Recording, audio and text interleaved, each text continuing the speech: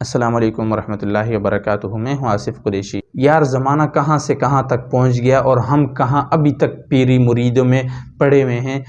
جاہل قسم کے لوگ ابھی تک ان کے پاس جاتے ہیں، ان کے قدموں میں بیٹھتے ہیں اور اپنا جو کمایا ہوا پیسہ وہ بھی انہیں دیتے ہیں اور اپنا عقیدہ بھی خراب کر دیتے ہیں اور اپنے آپ کو بھی گنہگار کر دیتے ہیں اور اپنا پیسہ ان کے حوالے کر دیتے ہیں، جن کو کا پتہ نہیں ہوتا ہے، نہ نماز کا پتہ ہوتا ہے، نہ اللہ کا پتہ ہوتا ہے، نہ رسول کا پتہ ہوتا ہے، کسی چیز کا پتہ نہیں ہوتا ہے، اور ہم سب کچھ ان کے قدموں میں ڈال دیتے ہیں۔ یار اللہ تعالیٰ نے عقل دی ہے، کس کے سامنے سجدہ کر رہے ہیں آپ؟ کس کے سامنے آپ سجدہ کر رہے ہیں؟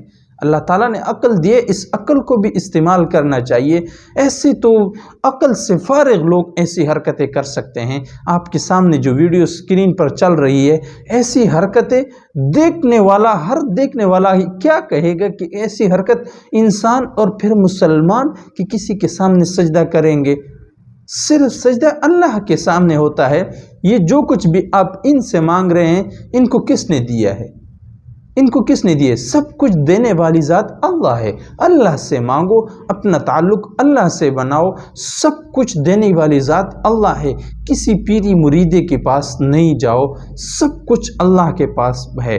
یہ جتنے بھی ایسے پیر ہوتے ہیں، انہوں نے ان پیروں کو بدنام کر دیا جو پیر آپ کو اللہ سے تعلق بنانے کا طریقہ سکھاتے ہیں، انہوں نے ان پیروں کو بدنام کر دیا، ان مولویوں کو بدنام کر دیا جو آپ کو طریقہ بتاتے ہیں اللہ سے تعلق بنانے کا۔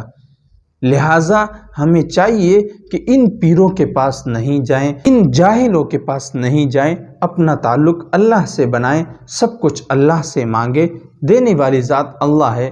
اللہ تعالی ہم سب کو دین پر استقامت کے ساتھ چلنے کی توفیق عطا فرمائے۔ اللہ تعالی ہمارا تعلق اللہ سے مضبوط کر دے تاکہ جو کچھ بھی مانگے وہ اللہ تعالی ہمیں عطا کرے۔ جزاکم اللہ خیراً۔